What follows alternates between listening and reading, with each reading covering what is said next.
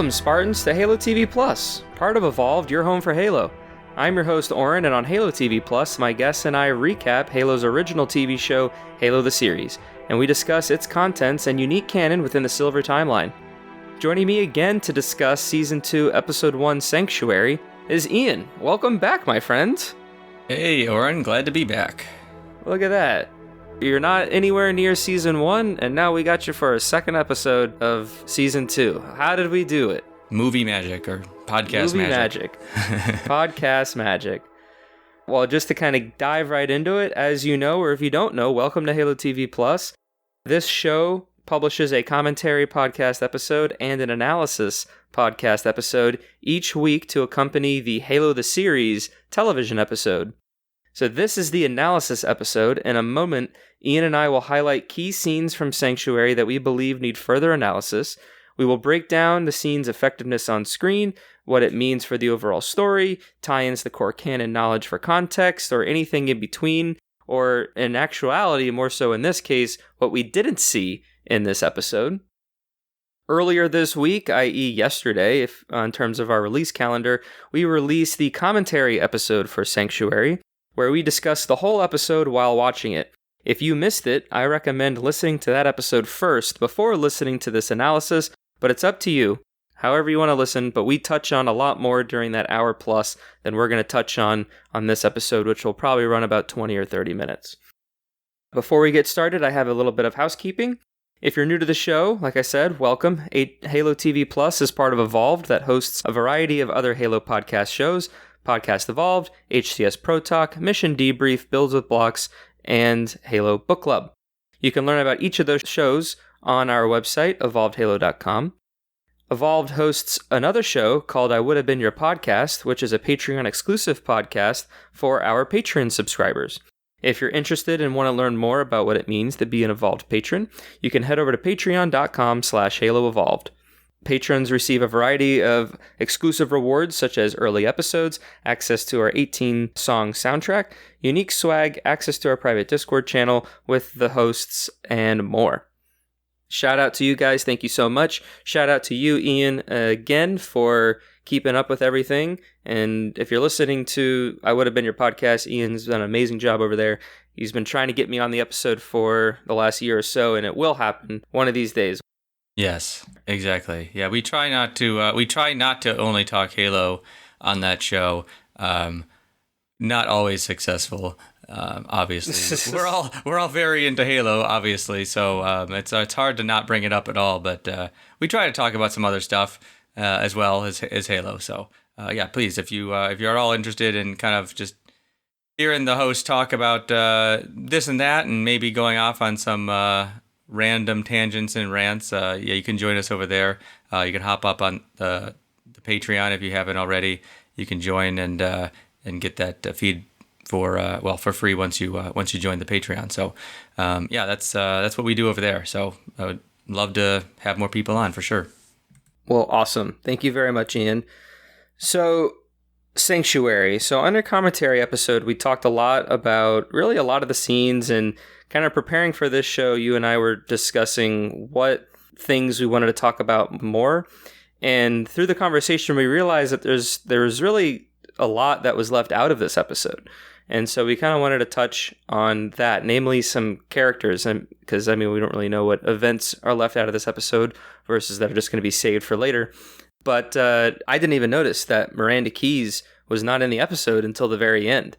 And Parangoski gave me a surprise when she just turned up, and I kind of forgot she was not there until she had just appeared there. So we'll talk about kind of what we think those characters are up to, because we haven't seen them, maybe why they are in the shadows or just not on screen just of yet.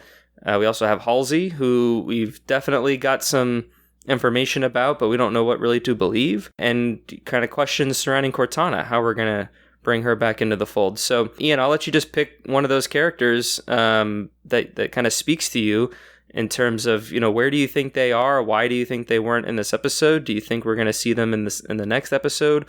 And kind of what do you want from them to kind of have their debut moment in season 2? Yeah, so I guess we'll start with the big hitter. I think the most influential character that we didn't see at all. She was mentioned briefly a couple times. I know the Soren and those scenes, I believe, brought up Halsey, and I don't recall. She may have come up a little bit in some of the other scenes, but it's Dr. Halsey is who I'm talking about, and she didn't show up at all, other than a couple brief mentions.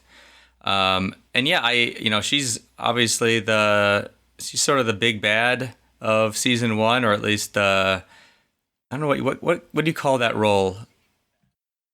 Maybe an anti-hero, if you want to call her that. I don't know. Right, I don't know what to call that exactly. She's just kind of on her own side. She doesn't conform. Right. She goes against protocol. She is there for her own means, and she is in opposition with a lot of characters, which is a very antagonistic thing to do in storytelling. So you kind of get that angle, but I wouldn't really go as far and say if she was the season 1 antagonist, but she was definitely an opposing force throughout season 1 with most of the other characters.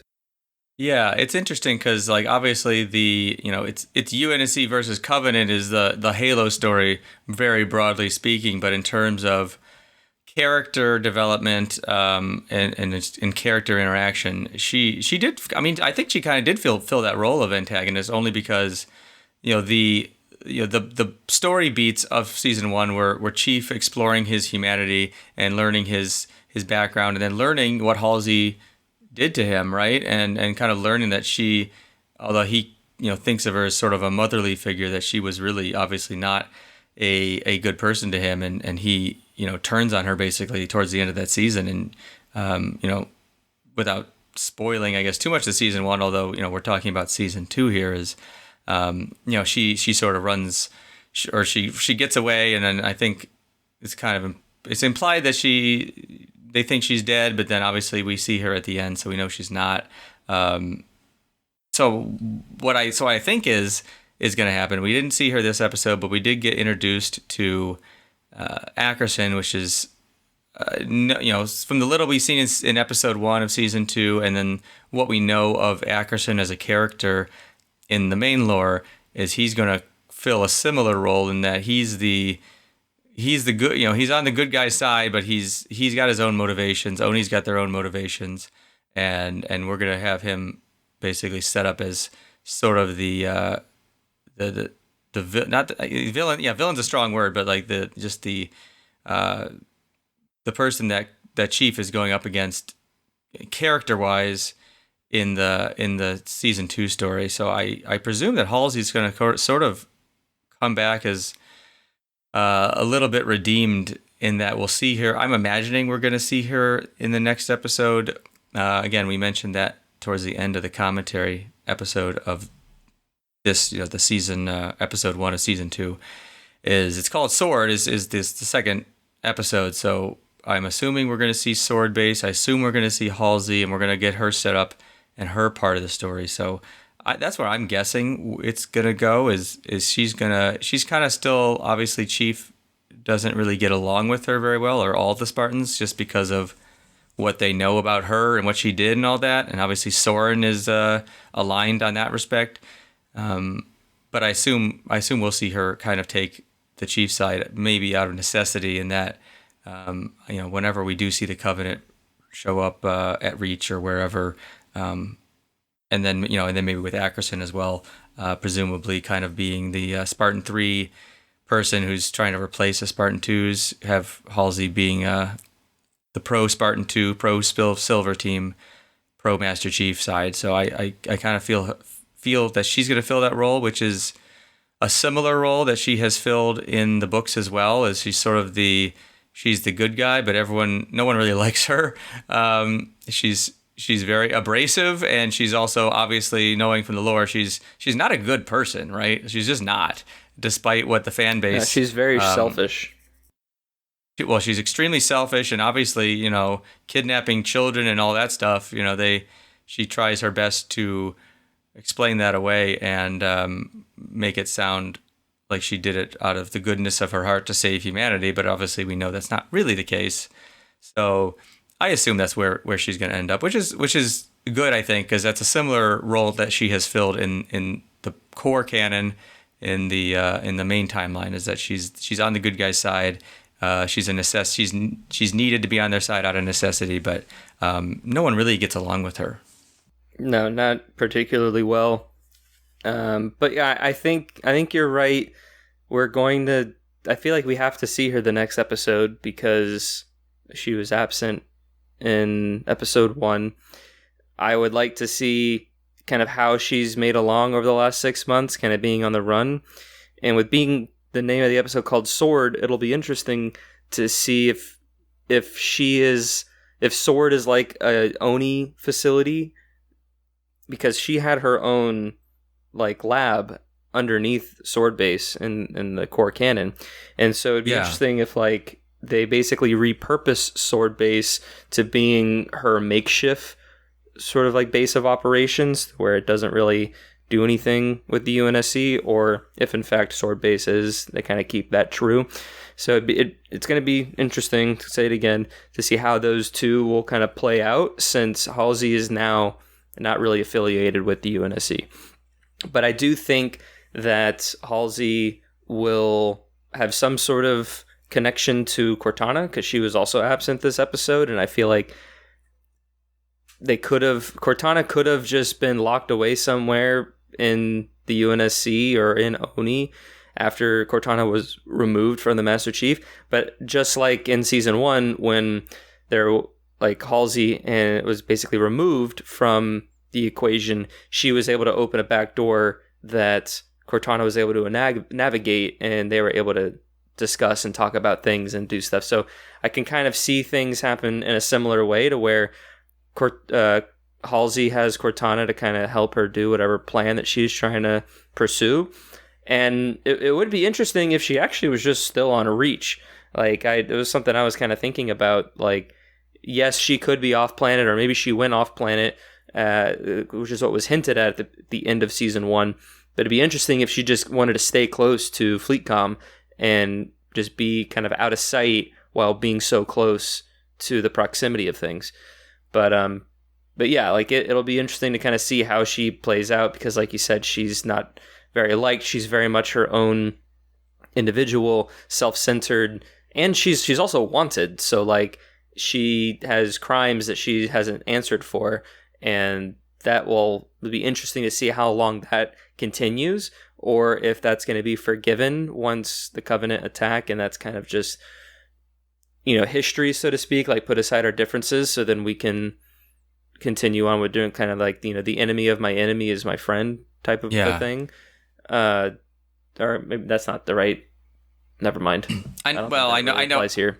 But you know what I'm saying, to where like when the Covenant come, like how much are you really going to stay on the fact that like these atrocities happened? Like you kind of let that go for the sake of survival. So yeah, I'm interested to see how and when she comes back. I was a big fan of Natasha McElhone in the first season. Played a really great Catherine Halsey, and interested to see how she continues to take the character, because Halsey can just be so manipulative and so self-centered. Yeah, you make a good point, because like you said, she's at the end of this for season 1, she's a wanted criminal, which in core canon doesn't really happen until it's kind of like a post-war thing. It's kind of like right after, I think. I can't remember exactly where it first crops up. I know it's like the Kilo 5 trilogy that's really pushed pretty hard. But so she's sort of the wanted criminal not until after the war in core canon. And now we know we're here in the midst of the war. We're coming up to what presumably the fall of Reach. And she's already a wanted criminal. So does that mean, like you said, is she sort of hiding out in her own sort of secret lab? Is she sort of being supported by some section of Oni secretively, that they're kind of hanging on to her and working with her, but pretending that she doesn't exist, that they don't know where she is? That's a good question. Is what is that sort of relationship between her and the rest of Oni and the UNSC? Obviously, publicly she is wanted. Privately, Oni may understand that she's needed to, find Forerunner or decode Forerunner relics or whatever it may be. So it'll be interesting to find out what exactly, like how she exactly fits in there in the story. Yeah, because she's obviously key to a lot of that stuff, determining or like decoding and learning about the Forerunners in the core canon, and presumably that's going to be the same role that she fills here in this season and upcoming season. So, yeah, I'm curious to see where she goes, like where she kind of falls in that spectrum from wanton criminal to quote unquote savior of humanity. Now, how do you think Cortana ties into all of this? Like, do you think Cortana is still communicating with Halsey, kind of like what I think, or do you think Cortana might still be amongst UNSC Oni sort of control, so to speak? And where do you think the Cortana story will kind of go? That's a good question. I'm not really sure. I think from talking to you now and rewatching the episode and all that, I'm guessing you're probably right. She's either in communication with Halsey or she's with Halsey. But yeah, I don't really know, because we sort of, other than we saw, or I guess we didn't even see, we heard from Cortana at the very beginning of episode 1. Yeah, just the beginning there and I want to say, she was still under the control, but I feel like she was talking directly to Chief, but she was also talking to someone else, and I'm curious who that someone else is, because like, is that other person Halsey? Is that other person like one of the doctors or nurses that are in the room? Is it maybe one of an Oni operative that, like maybe Ackerson or Admiral Keyes? Someone like it. I'm curious of who that person is, if it means something, because if they come back to that scene in like a flashback or something, it'd be to get more of a perspective than just that one shot going in on Chief's face. Right. Yeah, that's a very good point. I don't know. I don't know if we're gonna like find out that ends up being Halsey or whatever. I'm a little bit confused about that whole plot thread with her. At the end of season 1, he what does he die? I guess sort of, and then she sort of takes control of the armor, and then basically becomes Chief effectively at the end in that battle. And then like what exactly is going on? They're trying to save him, but like, they have to disconnect her for some reason, and it's not extremely clear the issue. I guess she's sort of like mind melded with him maybe. I don't know. So I don't know. I'm a little bit iffy on where that part of the plot's going. Obviously she's coming back, and obviously her and Chief will be reunited at some point. But I don't know if we're really going to see him and her reunited fully this season, or if that's going to be, we're going to sort of try to walk back the story for season 1 and end up at the end of season 2 at sort of kind of the end of Halo Reach, beginning of CE thing, where they're sort of newly introduced right at the end of Reach. Core canon's a little confusing on that part, but you know what I mean. Yeah.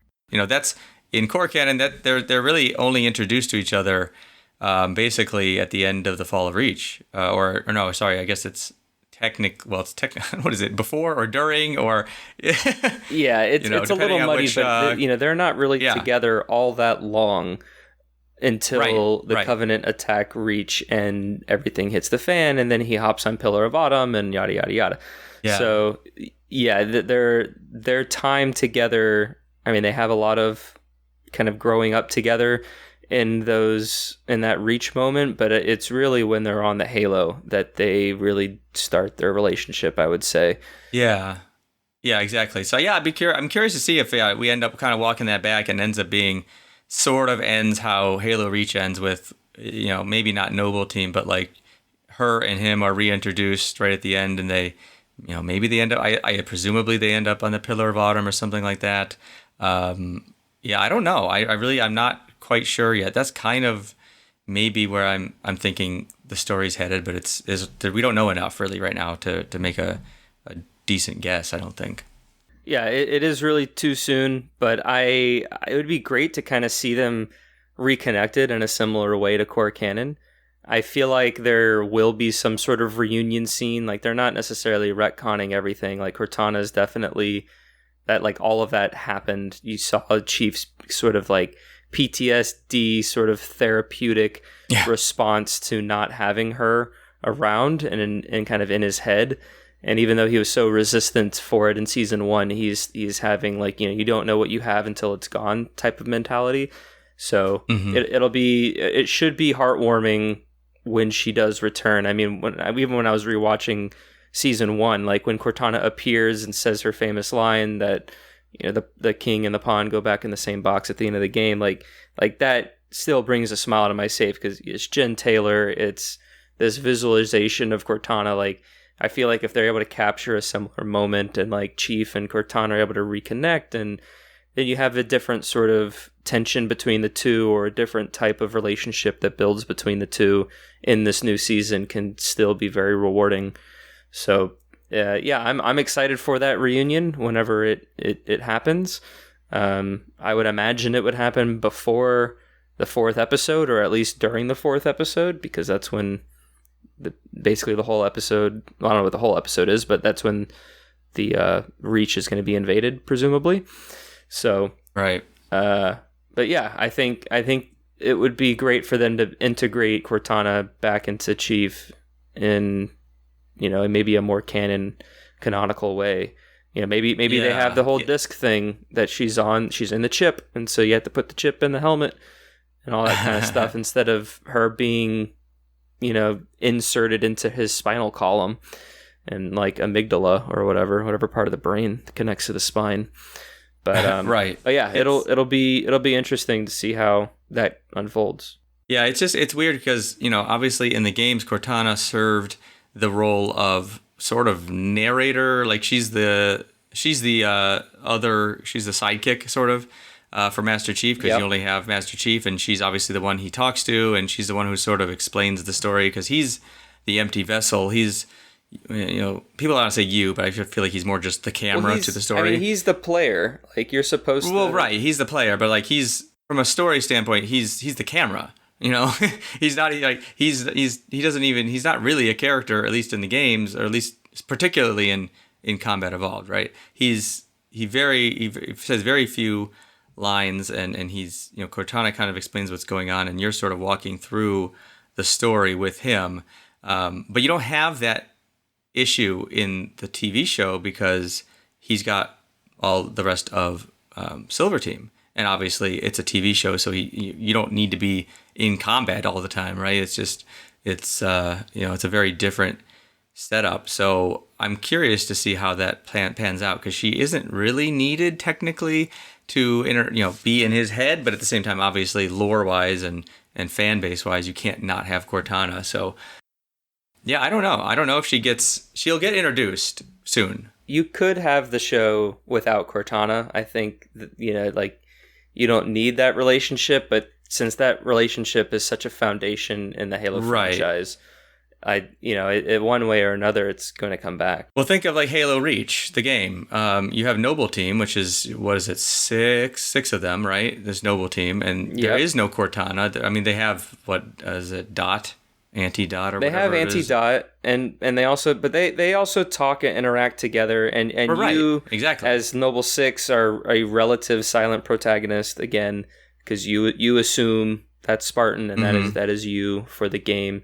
But I mean, they're two different mediums, right? So like, it's kind of that's why there's a lot of controversy around Chief having so much emotion and like taking off his helmet and all that kind of stuff, because like it's not one-to-one the way you characterize a video game character and characterize a television character. Yeah. And some interpretations do more of something and less of other things, and we have what the TV show is kind of giving us. But in order for it to be something other than just sci-fi show, for it to be a Halo show, you need to have that Cortana and Chief relationship, because as each game goes on, it really amps up both of their characters. Yeah, I just meant like, in the game Halo Reach, obviously you don't have the AI as the sidekick. You've got a team of 6 people, and like you said, playing as Noble 6, you're again the silent protagonist, kind of that same camera role of you're sort of walking through the story, and all the other members of Noble Team are the other characters interacting with you and interacting with each other. So you don't have that necessity. So, and I only bring that up because we are we are sans Cortana right now. We are walking into effectively the Fall of Reach story. I don't know exactly how they're going to make this unfold in terms of Halo Reach the game versus the Fall of Reach the book, or where, how much of each they're going to take from, or are they going to kind of tread their own path a little bit? I don't know, but that's why I'm sure they're going to reintroduce her soon in the next episode or two.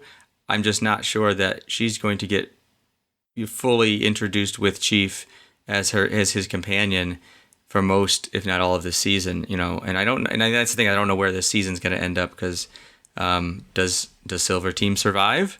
Does some of Silver Team survive, or does Silver Team get fragmented? Yeah, there's a few theories out there. It's weird because in the lore, obviously, Blue Team doesn't. All of Blue Team survives, but at the same time, Chief's the only one left in going into CE, and they don't get reintroduced in the video games at all. They don't get reintroduced until in the story in the core canon until after Halo 4, right? Because he goes into cryo and all that. So so I don't know exactly where they're going to go with that. Well, yeah, I mean, in the games, it is Halo 5, and the extended lore, I mean, you have the escalation story where they fight the Didact and all that. Right. That happens after Halo 4, but before Halo 5, and so there's... Yeah. And Blue Team, for the most part, stays together with just the three of them and do other things. Right. Yeah, Blue Team does stay together, or they at least come back together without Chief. Right.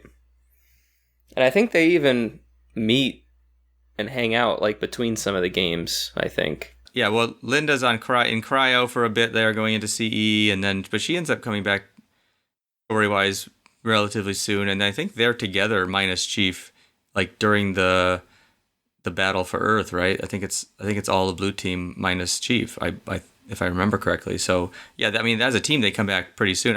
I'm more curious because obviously they're main characters of the story, right? Silver Team. If you're going to go into a Halo CE story, you can't really just go into just Chief, because what are you going to do? I mean, I guess they could be some sort of B story with the rest of the team, but yeah, I mean, it's all about how they set that up. Yeah, I mean, unless they're going to get rid of them for good, you can't just not have the main characters of a show not there for a season. I mean, I guess you technically can, but it's just... Yeah, I think Aaron had an idea that each character, Vanek, Kai, and Riz, all ends up doing their own thing. So then Chief is more or less alone by the end of the season. So then he can be on the ring alone. I mean, the story wise, they can do that. I wouldn't be all that upset if Chief wasn't alone. If we're predicting the end of the season, it was Silver Team plus Cortana, a few UNSC, and they go, and now they're all refugees on the ring, and it's hostile with the flood, and the Covenant are also there, and they're fighting the Covenant and kind of finding, making their own home base and yada yada. I feel like that still has plenty of material to make its own story. It doesn't need to be a 1-for-1 remake of CE. No, it doesn't, and that's not my concern. Isn't you're not. Well, obviously, we're not doing a 1-for-1 remake of any of the Halo, but my bigger concern is that interaction between Chief and Cortana works best when it's just them and they're sort of on their own, doing their own thing. When you throw Silver Team in there as well, now you've got that interaction, and then you have the Cortana interaction, and we saw that in season 1. Yeah, and it doesn't work very well because they're different interactions. Okay. Yeah, I see. Do you know what I mean? They're different interactions. Yep. And when you have he can only hear her, and then they can hear, it's very confusing for the audience, I think, and I don't think it works very well. So that's why I'm if they go back in that route, I'm probably gonna be upset because I don't think it works very well. I mean, maybe they can make it work, and I just I'm not a writer. I don't do film or anything like that. So maybe there's a way to make that work. I just don't think character wise that's a good way to do an interaction. And that's kind of where I'm I don't know where we go. Do we get rid of Silver Team? Do we do we separate them? What do we do? I don't know. But Cortana has to come back, right? I mean, she has to. There's no way we continue on without Cortana. Yeah. So. No, I get what you're saying. And yeah, we'll just have to see how they handle it between the interactions with all the characters and the inclusion of Cortana And yeah, maybe that's justification for having her reunited with Chief towards the end of the season to kind of account for Silver Team still being around, or at least being in close proximity to Chief. So time will tell over the next couple of weeks as we dive into more of the episodes. Right. I did want to touch upon two other characters before we sign off. That's Miranda Keyes and Corporal Perez, Talia Perez. I guess we'll start with Miranda. She was not here this episode. She kind of had a up and down season 1. She kind of would take a step forward, sometimes 2 steps forward, but then be pushed back another 2 steps. And so she was always trying to get ahead of the ladder, but then just always falling back down. She has a lot of sort of scientific and wanting to find out things about the Covenant and Forerunner tech and different things. Any sort of predictions on how she kind of comes back into the story? Do we kind of see more of the same, or do you think maybe during the 6 months that we have between seasons that maybe her passions or goals have shifted and they're doing something completely different? Yeah, that's another character that I'm confused about, because unlike Cortana, where while I don't really know where we're going with her, I know she has to come back. Miranda, like, even in core canon, she doesn't feel like that significant a role. Like, she's in Halo 2 and 3, and obviously we know what happens to her in 3, but she kind of feels she's part of that story, but she's just not that vital of a character. You could kind of fill her in with whomever. Well, I think she's kind of the face of that, like, platoon, or the forces that she commands and fights alongside Chief going to Delta Halo. I think she's more or less that commanding officer. Yeah, she is. I think she fills her dad's role from the game. Yeah, from CE, I guess. Well, kind of, sort of. I mean, he was not really there most of the game. Well, right, but I mean, he wasn't as much in the story, but he's sort of that commander of the UNSC, the Marine Forces, in the first game, and then she sort of fills that role alongside Johnson as well, but fills that role of sort of the lead of the regular Marines, right? That's the role they fill. Yeah, and I think her sort of relevance in the story kind of gets a little bit more forward facing towards the end of Halo 2, and then definitely in like the resistance fight of Halo 3. So I think it would be great to give the TV Miranda more of a spotlight, because it seems that she's been in the shadows for so long trying to claw her way out of things, and people like Miranda, or the people like Halsey and Parengoski, seem to always just kind of push her down. And even Keyes, gives her some motivational talk here and there, but for the most part also doesn't really give her that much of a pedestal to be on. So to kind of have her be a little bit more relevant is something that I would definitely want for her, because she does have an important role in the games, and she's a good companion to have. That it'd be great to kind of see her a little bit more in that light in this new season. I agree. I just don't know, because her dad's still around, and we really haven't even, approached that part of the story. Assuming that's we even, get close to kind of the Captain Keyes, Miranda Keyes, kind of, how they fit into the lore in the main story in the core canon. I just don't know where we're going with her, because she's sort of stepping out of her father's shadow in the games, and she's filling that role, and she's putting on a brave face and leading the troops and all that. And her dad's still there, right? He's still we haven't even really seen him do a whole lot yet in the show. Last season, that's definitely true. And last season she filled a very different role. So as a character, I'm not sure what we're doing with her yet. I know she's in the show still, so she's going to show up. I'm just curious to see what they do with her, because there is a lot they could do, because it's something that it doesn't really get touched on very much, as it did in season 1, but like in the games, that she's the daughter of Dr. Halsey and Captain Keyes, and there's a whole thing there. It gets mentioned in core canon, but it doesn't really get addressed a ton. No, it's definitely not like focused on in core canon. Like, it's something that they're really pushing, or at least last season. But I mean, that kind of made sense from a television point of view. Like, any way you can try to wrap character relations together like that, I think is a strong motivator.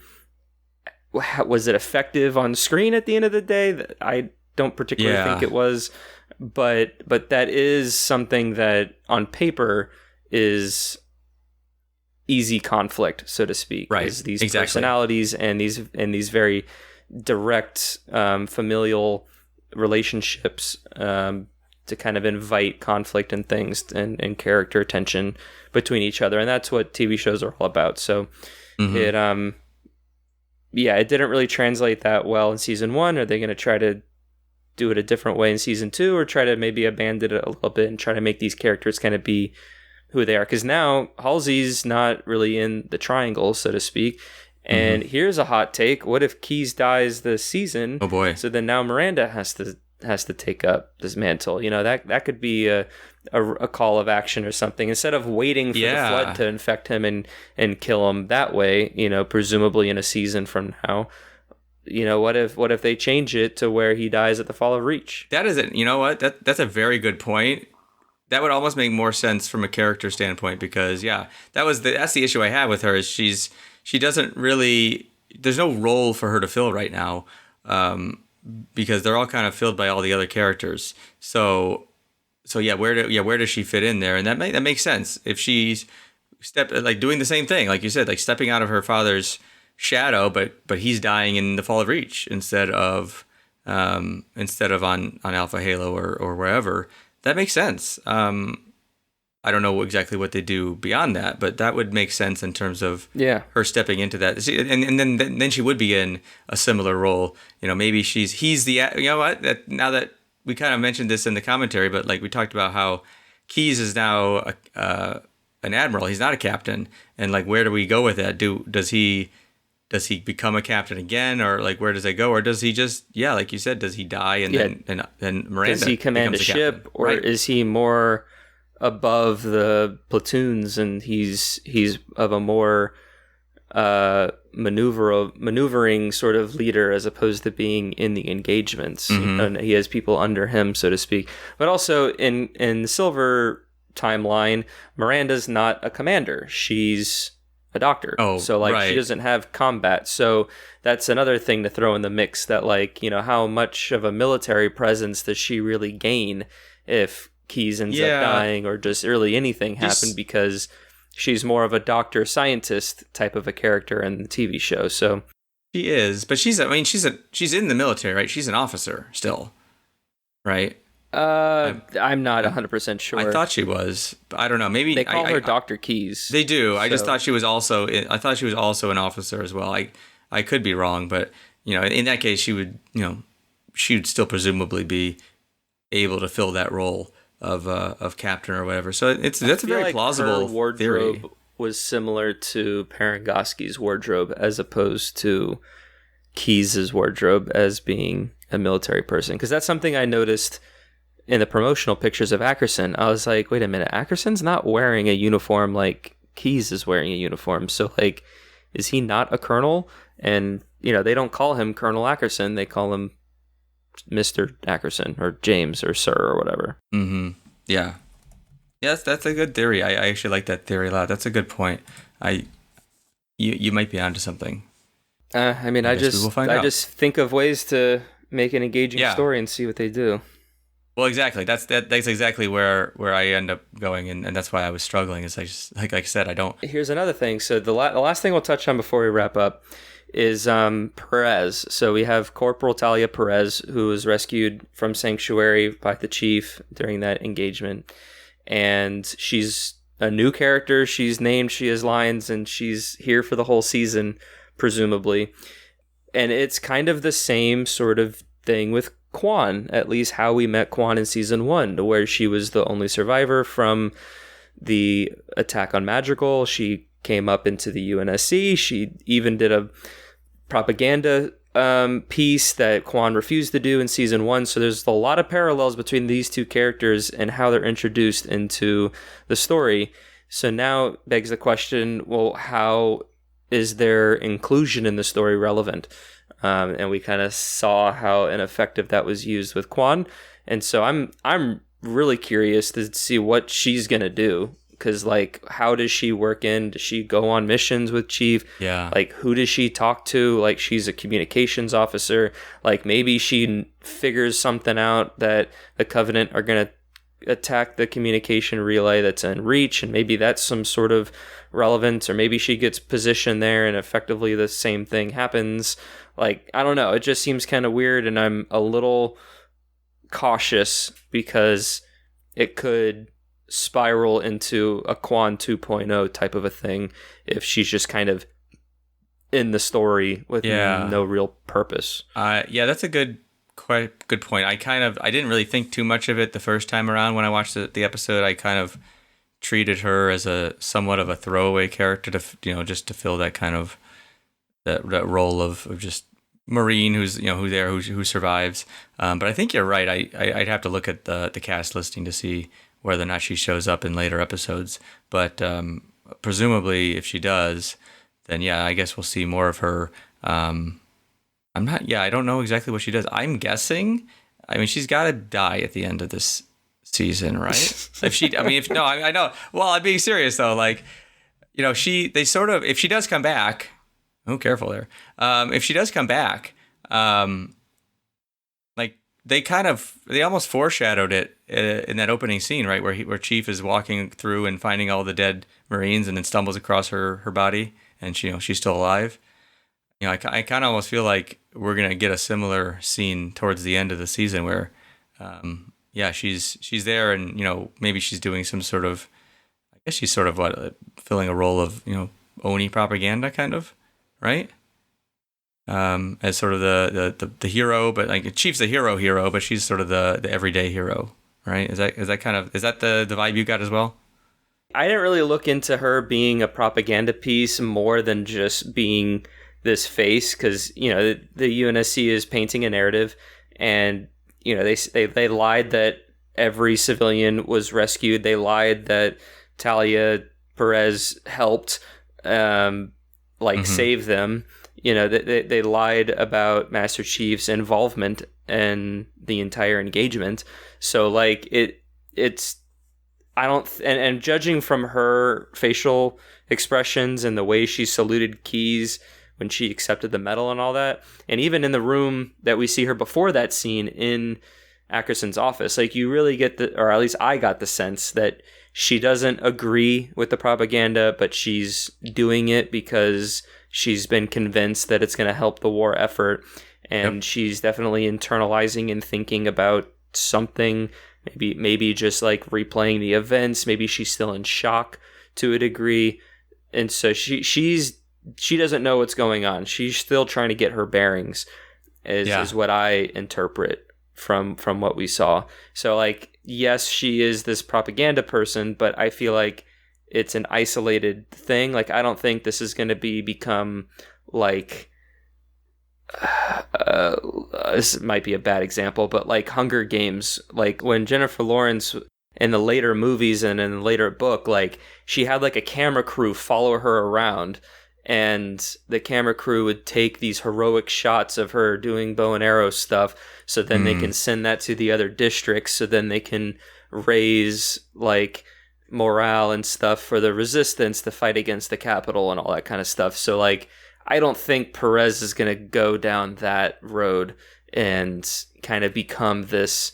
I mean, Chief kind of already is that character without, all the flash. He just does what he does. So, but I don't know. Maybe she does do something like that. But I don't really see that. But I'm just curious how she becomes relevant in the story, because like I said, like, she almost has the same beats to what Quan did episode 1, with maybe even less character than what Quan was able to get.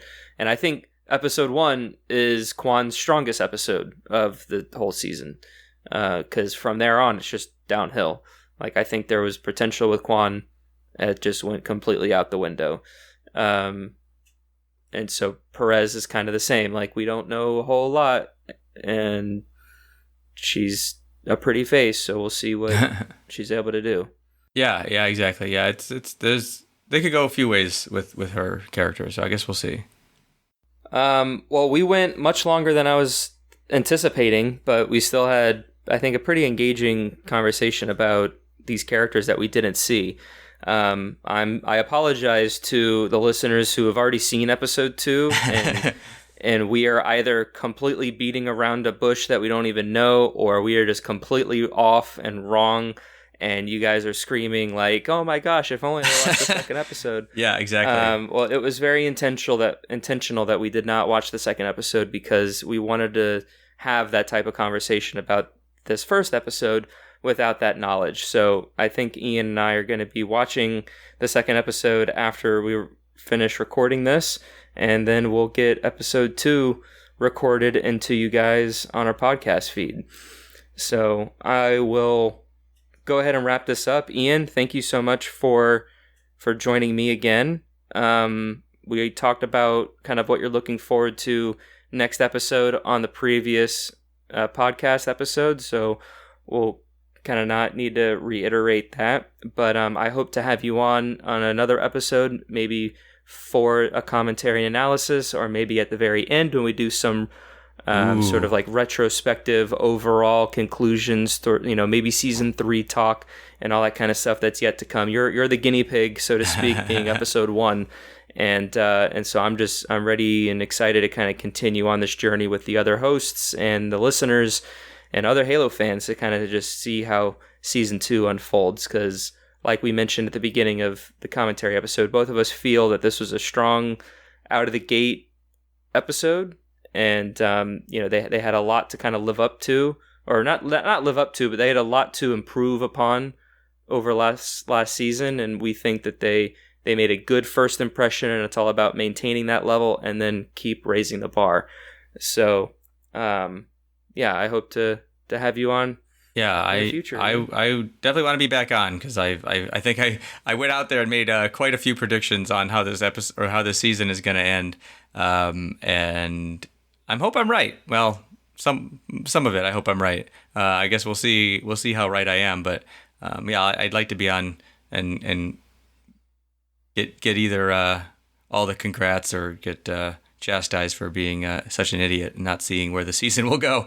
But either way, love to be back on and see where we end up at the end of this. Well, thank you guys for joining us. If you're interested, Alex Wakeford releases his Silver Debriefing blog posts it says here every Monday, but it's actually already out, and today is Friday. So I wonder if that will change going forward, so apologize for this script. But he has already released the Silver Debrief for this episode, Sanctuary, on Halo Waypoint. So you can check that out. It is a blog that recaps the story of each episode in detail and serves as a hub for additional show-related content, as well as providing some more details and insights into certain core canon aspects of the show. So it's a great companion piece to our podcast and the show. I recommend everyone go check it out. I don't think it's necessary to just recap it here. Just go and read it and get your own information and things from him. If you want to read, like I said, if you want to read the Silver Briefings blog for Sanctuary, you can head over to Halo Waypoint right now. Again, thank you, Ian, for joining us. Listeners, thank you for joining us for another week of Halo TV Plus. Halo the series premieres exclusively on Paramount Plus every Thursday morning at midnight Pacific Time. Like I mentioned at the top of the show, you can find every episode of all of our shows that Evolved produces on our website, evolvedhalo.com. It also features links to our Discord server, Patreon page, and our social media platforms. Once again, another shout out to all of our patrons for supporting Evolve and making all of our shows possible. If you are interested in becoming a Patreon for Patreon, head over to patreon.com/HaloEvolve to learn more. Because there was a double episode premiere for season 2, we will be recording and releasing episode 2, Sword, a commentary and analysis this week before episode 3 launches on February 15th. So keep an eye out for that on your feed, likely tomorrow after you're done listening to this. If you're a fan of the show, rate us and leave us a review. We greatly appreciate all the feedback that we receive from our listeners to improve the quality of our shows. You can also leave us an email at podcastevolved@gmail.com or a voicemail at our Google phone number, which is 205-386-5833. And with that, I have been your host, Oran, and until next time, evolve.